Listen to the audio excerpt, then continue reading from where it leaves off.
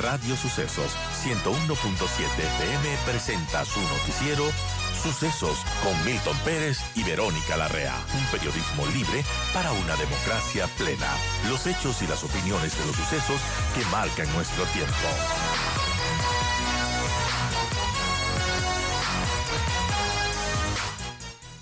Ya está César Febres Cordero con nosotros. César, gracias por acompañarnos. Estaba diciendo hace un momento que la segunda vuelta ya arrancó y arrancó con un silencio del presidente candidato y un discurso de la candidata de la Revolución Ciudadana. Así empieza. Buenos días. Muy buenos días, siempre un placer saludarlos y también un saludo para su audiencia. Yo creo que no debe ser tan extraña esta reacción del presidente Noboa, ¿no? Él demoró en aparecer después de la declaración de guerra interna, él demoró en aparecer después de los resultados de la consulta popular. Él demoró mucho en aparecer después de que estalló el escándalo por la muerte de los cuatro de Guayaquil, después de haber estado sospechosamente en manos de miembros de la fuerza pública. Entonces, en momentos buenos o malos, favorables y desfavorables, él se ha demorado. Lo que sí llama la atención es que cuando evidentemente él tiene que pelear por la narrativa, por no parecer tan derrotado, por tratar de virarla y convertir esto en una victoria, en un camino hacia la victoria en segunda vuelta, no salga nadie de su equipo, no salga nadie del gabinete a enfrentar el escenario. Y yo creo que esto en parte es porque realmente puede sonar muy fuerte esto, pero se pone la soga al cuello cuando toda la primera vuelta, a través de sus aliados y simpatizantes, empujan la idea de victoria en una sola vuelta. ¿Ya? Si no hubieran hecho eso, creo que hubiera sido más fácil decir esto, que hubiera sido poderoso. Todavía está el presidente Noboa, entiendo, un poquito arriba de Luisa González.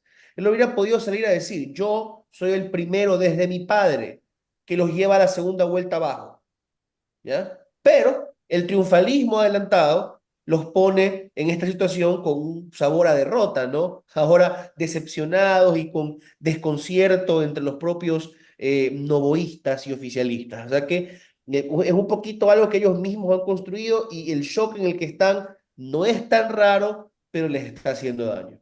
Pero claro, por eso puede ser que estén derrotados, por el triunfalismo, como tú dices, adelantado, por encuestas fallidas, por encuestas quizá en algún punto engañosas, que le hicieron pensar al presidente que podía ganar en una sola vuelta. Pero ya en los datos, después de todo, ¿no te parece, César, que no es un perdedor el presidente? Que aunque termine segundo, tiene 4.200.000 votos, es un resultado para un presidente en funciones después de Rafael Correa importantísimo. Sea, estimado Milton, estimada Verónica, yo creo que, claro, o sea, hay todavía algo llamativo en que a pesar de los apagones, a pesar de los problemas con las cifras de seguridad, él se mantenga sólido. Es llamativo que tengamos el primer presidente de Correa en el 2013 y es un presidente candidato y tiene buenos resultados. Claro que Correa ganó esa en una sola vuelta, 57-22, claro. todo lo que ha pasado en medio, digamos, es muy distinto. No hemos tenido a presidentes en funciones que no pueden ir a buscar la reelección porque salen golpeados, pero también hay que decir, el presidente no va a ocupar un periodo de año y pico, ¿ya? Entonces, a veces uno podría pensar es el tiempo el que lo favorece, más allá de buenas estrategias comunicacionales, una imagen más sólida de la que tenía, por ejemplo, Guillermo Lazo. Entonces, creo yo que sí, una victoria, pero ahí tengo que insistir, no se la hace sentir como victoria, ni se la puede explotar como victoria cuando tú elevaste demasiado las Claro, expectativas en primera vuelta. claro. Además, y hablando de las narrativas, sí es cierto, se creó la expectativa en sus seguidores que podía ganar en primera vuelta, pero acuérdate, hace casi 2 meses del presidente Novoa no entraba a la segunda vuelta siquiera. Esa también es una narrativa que se intentó crear desde otros sectores políticos. Es decir, eh, el resultado termina siendo lo que para muchos no debió ser, pero eso es. Correcto, y bueno, también hay que pensar, no es que la gente va a hablar de cómo quedó este resultado hasta el final de la segunda vuelta, es el ánimo con el que empiezas, lo que los anglosajones le dicen el momentum, ¿no? Cómo vas empujando hacia adelante la campaña, el momento principal puede ser, si no el final, bueno, podríamos hablar del primero en la campaña y podría estar empezando con un pie izquierdo. Pero queda mucho tiempo. Yo creo que hay que hablar de las capacidades que pueden tener el correísmo y el oficialismo de buscar aliados, ¿ya? Y no se trata de ir jugando con esa falsa aritmética de que sumo 0,5 de él y sumo 2,8 de ella. Así no funciona nunca, porque el endoso de votos no es perfecto. Y lo hemos visto una y otra vez. Candidato de primera vuelta apoya al de segunda vuelta y no es que suman los votos. Por eso es que el 70% del disque anticorreísmo se rehúsa a 50 y pico, porque no hay esos traslados.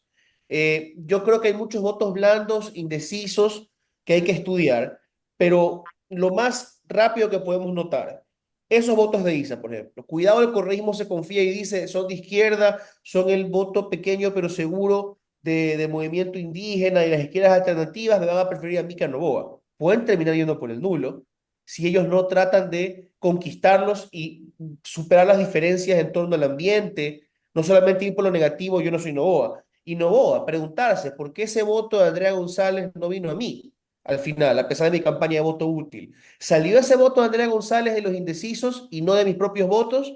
Entonces deberías tener miedo de que no vuelvan inmediatamente a mí, sino de que finalmente se quieran quedar en casa o votar nulo por algún disgusto que tengan conmigo. Ellos tienen que tener mucho cuidado en ambas campañas y pensar cómo crecer. E históricamente el correísmo y en este corto periodo el Noboa, el presidente de la República, han demostrado que no les gustan las alianzas y no duran las alianzas con ellos. Acaba de pronunciarse el presidente Noboa y es a través de una carta. Gracias, Ecuador, por cada paso que diste con nosotros, por hacer de esta lucha nuestra lucha. Gracias por la esperanza y por el coraje de volver a creer, de creer que el país puede ser diferente, uno de progreso, sin corrupción y de un esfuerzo constante por enfrentar a las mafias y no de pactar con ellas. Gracias por su cansancio, por su sacrificio. Juntos dimos el primer paso.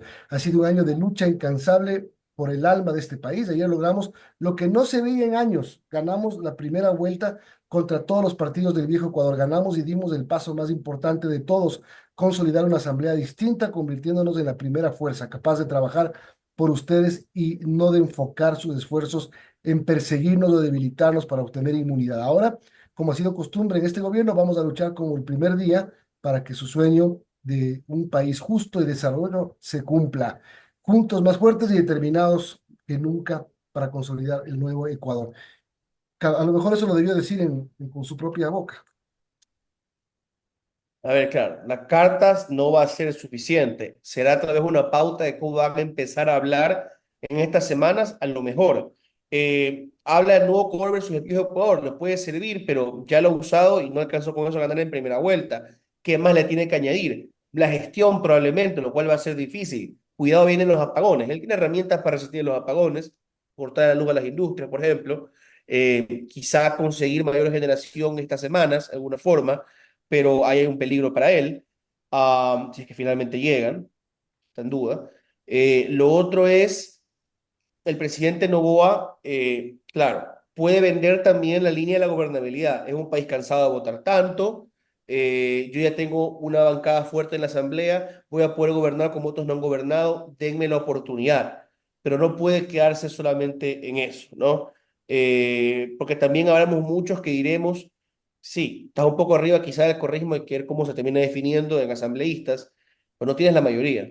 Va a ser una pelea cruenta por la mayoría. Hay muchos independientes. Y buscar independientes, cuando tú pasas hablando del nuevo core contra el viejo Ecuador, buscar independientes puede significar, claro, pues no, ir a comprar votos, puede haber mucho estigma. El país, lamentablemente, en buena parte con razón, pero al final eso bloquea la posibilidad de tener coaliciones serias.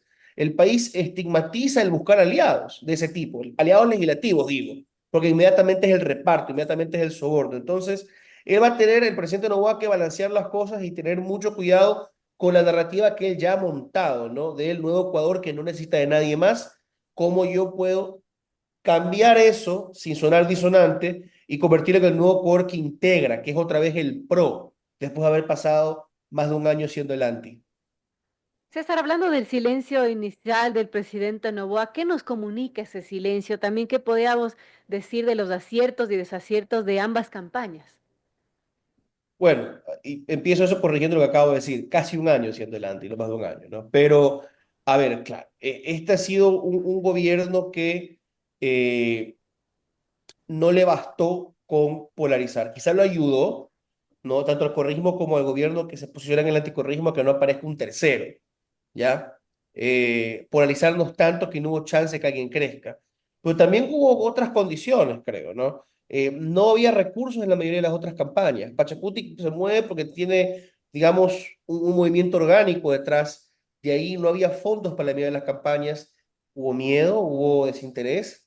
Eso había que investigarlo, había que verlo a fondo, pero ciertamente no hubo reacción de los terceros.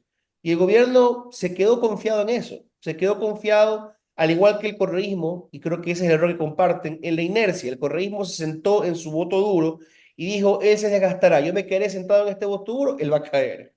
Y el novoísmo dijo, bueno, el correísmo está estancado y yo voy a captar el voto del desgaste de la clase política y cuando ellos pierdan votos, porque ya la gente no cree en ellos, yo voy a subir. Tú no puedes hacer una campaña solamente con eso, ¿ya? Las críticas del correísmo rara vez lograron herir al gobierno y el gobierno no pudo presentar al final éxitos materiales. ¿Dónde está el gran triunfo en la seguridad? Sí, te comparas mejor te comparas bien frente a Lazo, pero eso no es suficiente. ¿Dónde está tu éxito en Manta o tu éxito en Durán? ¿Ya? Donde tú has montado a la fuerza pública con comandos, con bases de control, y mira que en la costa no has crecido, que has tenido problemas para crecer en la costa, mientras quizás estés encontrando un techo en la sierra, lo que sería gravísimo para Novoa en una segunda vuelta. Creo que el presidente Novoa ha tenido la falta de un equipo en muchos frentes que le ayude. El encargo constante del Ministerio de Energía, que debería ser un punto de gestión clave.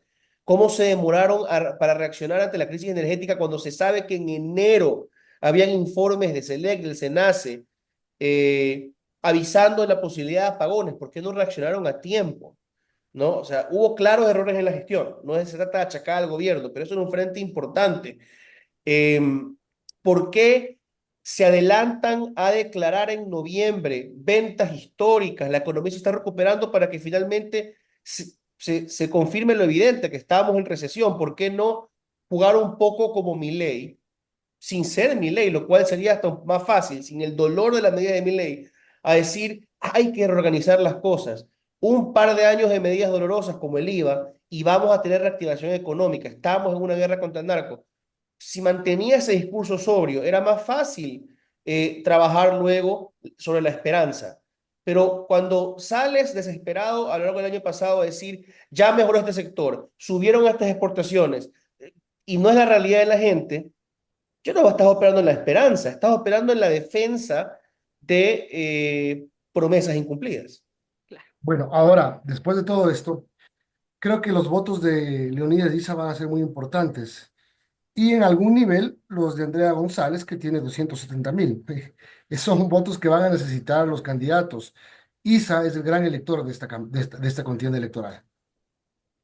Podría serlo, porque claro, a ver, ya Yacu Pérez, que alcanzó un número bastante importante histórico para Pachacutic en el 2021, yendo más allá del voto típico de Pachacutic, cruzando barreras étnicas y regionales y hasta ideológicas, logró con el voto nulo ideológico, al que Issa se plegó, siendo un hombre más de izquierda, probablemente favorecer a Lazo en esa campaña, ¿no? Esos votos que podían ir al correísmo se quedaron, terminaron votando nulo, ¿no? Vamos a ver si a menor escala, en una elección apretada, desde ya, eso no creo que se repita, no creo que ya Leonidas se llama el nulo ideológico, pero vamos a ver si él puede endosar su voto, ¿no? Yo creo que él podría, porque si ya pudieron endosar el nulo, incluso con votantes nuevos, con votantes más propios de ellos, a lo mejor. Pero entonces, insisto, el correísmo va a tener que trabajar en darles confianza. Esa mesa de la unidad antes de las elecciones fue un fracaso. Vamos a ver si pueden convocar a una unidad seria. Ha habido cierto intento del correísmo de hablar de reintegración y unidad. Cuando Diego Borja aparece, lo hace diciendo, pues yo fui el del fuera Correa afuera, ahora me sumo otra vez al proyecto del correísmo. Pero es el propio Rafael Correa el que a veces dificulta eso, cuando salió a decir que el propio Diego Borja, cuando estuvo fuera del correísmo, todo lo que hizo estuvo mal, todo lo que hizo estuvo mal. Eso no es recibo a una persona que piensa distinta. Esa es acepto la sumisión del que me viene a pedir perdón.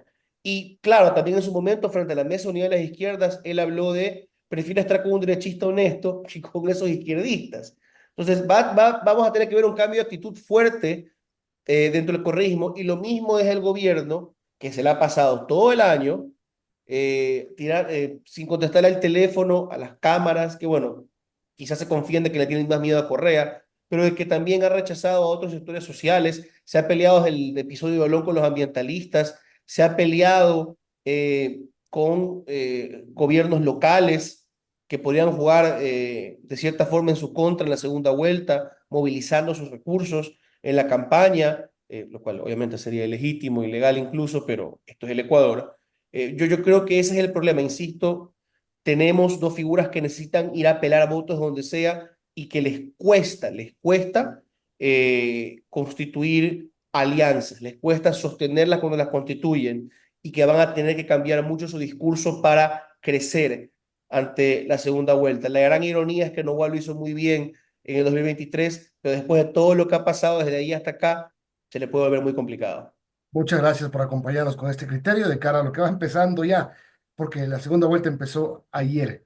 Muchos dicen que esta es una cuarta vuelta. Vamos a ver. Gracias, César. Gracias, buen día.